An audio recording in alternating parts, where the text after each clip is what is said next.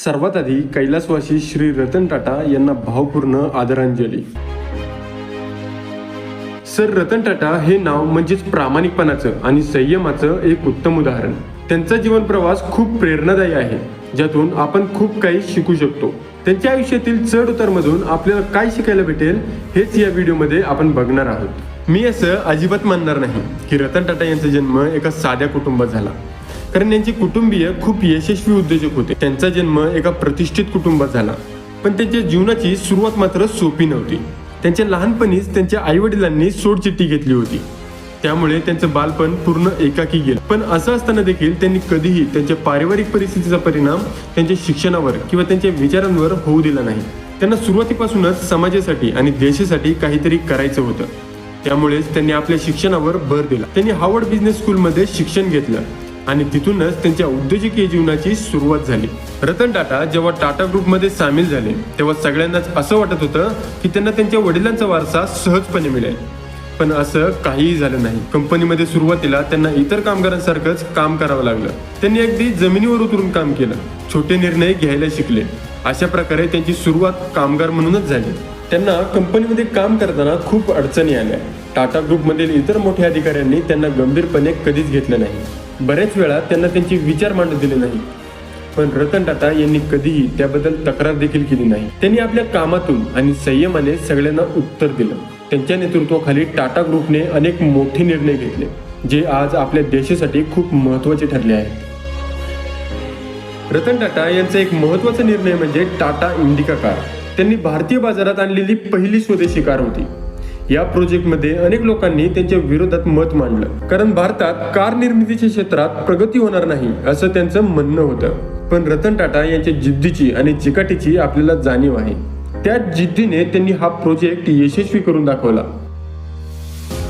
Tata indica launch झाली तेव्हा सुरुवातीला लोकांना ती आवडली नाही। इतकंच काय तर अनेकांनी त्यावर टीका देखील केली, पण रतन टाटांनी आजपर्यंत कधी हार मानली नाही। त्यांनी कारमध्ये पुन्हा सुधारणा केली आणि परत बाजारात आणली। यावेळी मात्र टाटा इंडिकाने संपूर्ण बाजारात धुमाकूळ घातला। टाटा इंडिका भारतात सर्वाधिक विकली जाणारी कार ठरली।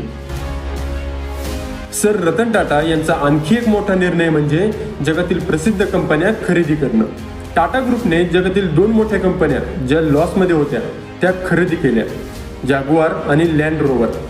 2 कंपन्या ज्या लॉसमध्ये आहेत ते खरेदी करणं हा निर्णय त्यावेळी खूप धाडसी होता। अनेक जणांनी यावरही प्रश्नचिन्ह उभं केलं, पण रतन टाटा यांनी हे सिद्ध करून दाखवलं की भारतीय उद्योगपती देखील जगातील मोठ्या कंपन्यांचं नेतृत्व करू शकतो। रतन टाटा नेहमी म्हणायचे, योग्य निर्णय घेण्यावर माझा विश्वास नाही, मी निर्णय घेतो आणि मग ते योग्य सिद्ध करतो।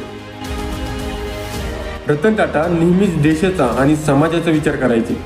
त्यांनी सर्वसामान्य भारतीयांसाठी तयार केलेली टाटा नॅनो कार हे आणखी एक उदाहरण आहे त्यांच्या दूरदृष्टीचं।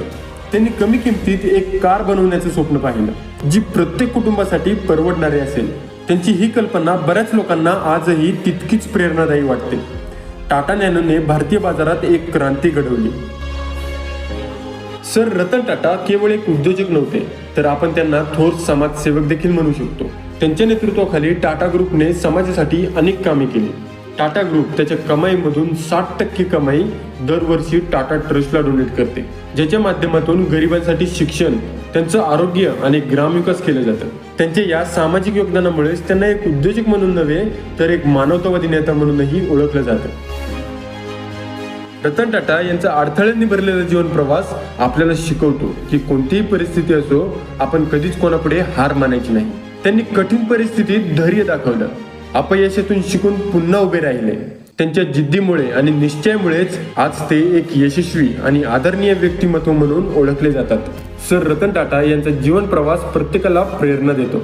त्यांनी संघर्षातून यश मिळवलं, समाजात एक आदर्श निर्माण केला आणि सर्वांसाठी प्रेरणा बनले। त्यांच्याकडून आपण शिकलं पाहिजे की परिस्थिती कितीही कठीण असली तरी धैर्य, जिद्द आणि ध्येयावर शेवटपर्यंत ठाम राहणं आवश्यक आहे।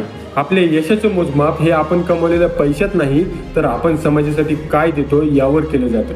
तर मित्रांनो, चला आपणही आपल्या आयुष्यात सर रतन टाटा यांचं अनुकरण करूया। ध्येय ठेवा, मेहनत करा आणि कधीच हार मानू नका। जीवनात येणाऱ्या प्रत्येक अडचणीला संधी म्हणून पहा, कारण संघर्षातूनच यशाचा मार्ग निर्माण होतो। धन्यवाद।